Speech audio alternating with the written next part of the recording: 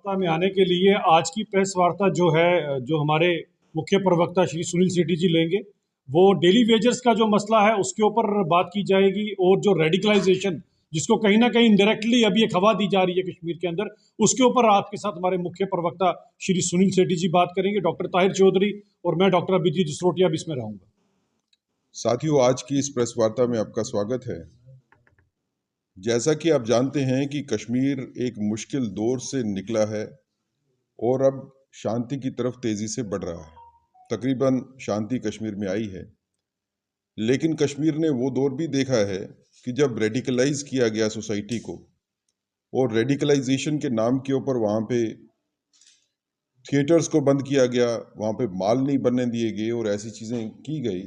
जिससे कि modern society बनने में कश्मीर को जो है वो रोका गया, और कहीं ना कहीं कश्मीर को धकेला गया वापस उस युग में। यहाँ की रेडिकलाइजेशन जो है वो मेन पॉइंट था, मेन प्लेयर था। आज एक बड़ी लंबी लड़ाई लड़ने के बाद, एक स्थायी शांति की तरफ मजबूत कदम उठाने के बाद, हमें ये लगता है कि पाकिस्तान में बैठे हुए जो सेपरेटिज्म के और मिलिटेंसी के आका हैं, उन्होंने फिर से नया पेतरा चला है और अब दोबारा से कोशिश की जा रही है कि कश्मीर की सोसाइटी को रेडिकलाइज किया जाए, कश्मीर के समाज को फिर पीछे की तरफ धकेला जाए। उसके लिए अलग अलग मुद्दे उठाए जाते हैं, कभी वो प्रेस के माध्यम से, कभी वो अदालतों का इस्तेमाल करके, कंप्लेंट्स फाइल करके, और अनफॉर्चुनेटली जो इलेक्टेड रिप्रेजेंटेटिव्स हैं वो भी उन मुद्दों को आगे ले जाने में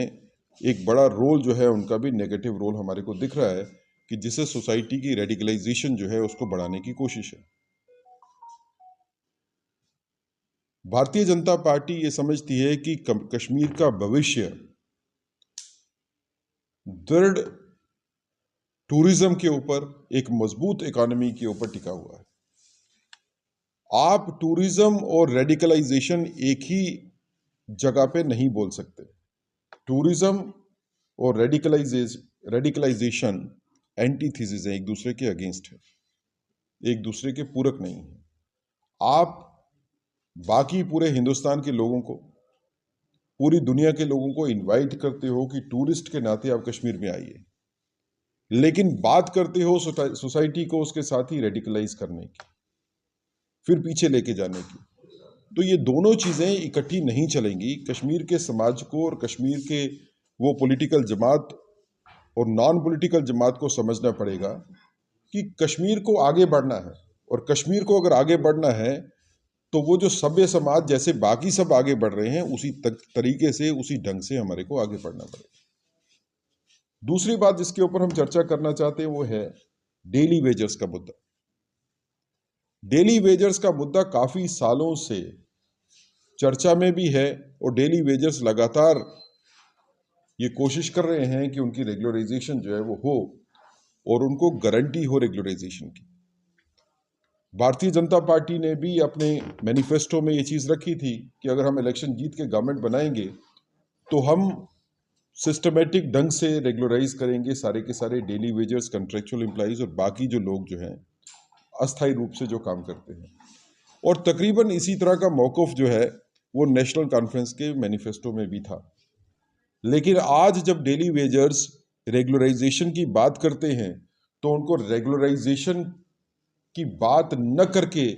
उनको सिर्फ लॉलीपॉप दिया जाता है कि हम कमेटी बनाएंगे जो 1 साल तक जो है वो फैसला करेगी। और उसका रिजल्ट ये हुआ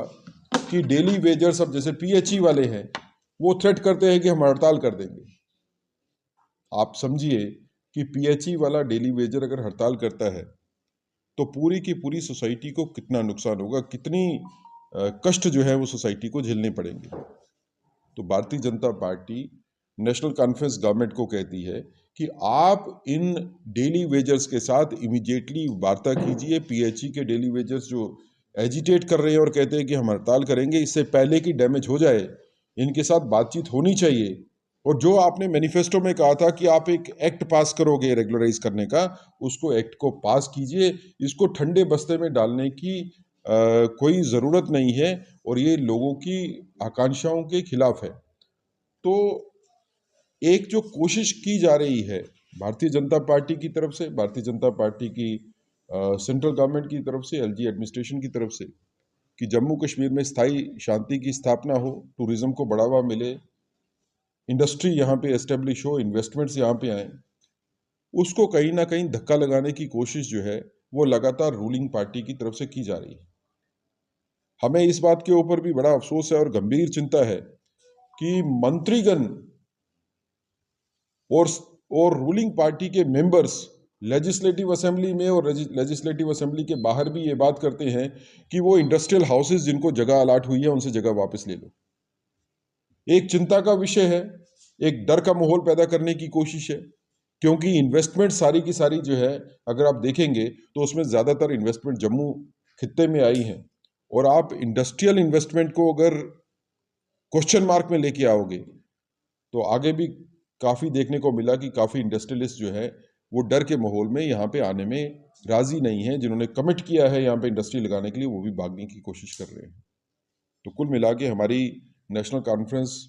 गवर्नमेंट से ये डिमांड है कि जो लोगों के साथ आपने वादे किए थे उन वादों को पूरा कीजिए। जो आपने टाइम बाउंड वादे किए थे उस टाइम बाउंड में ही पूरे होने चाहिए, और आप अपनी पार्टी लीडरशिप, आपके एमएलएस और आपके बाकी जितने लीडर्स हैं उनको कहिए कि कश्मीर की सोसाइटी को रेडिकलाइज करने वाली कोई बयानबाजी न करें, और ऐसे बयान भी ना दें कि जिससे इन्वेस्टमेंट जो आई है जम्मू कश्मीर में वो जम्मू कश्मीर से इन्वेस्टमेंट जो है वो वापस हो जाए।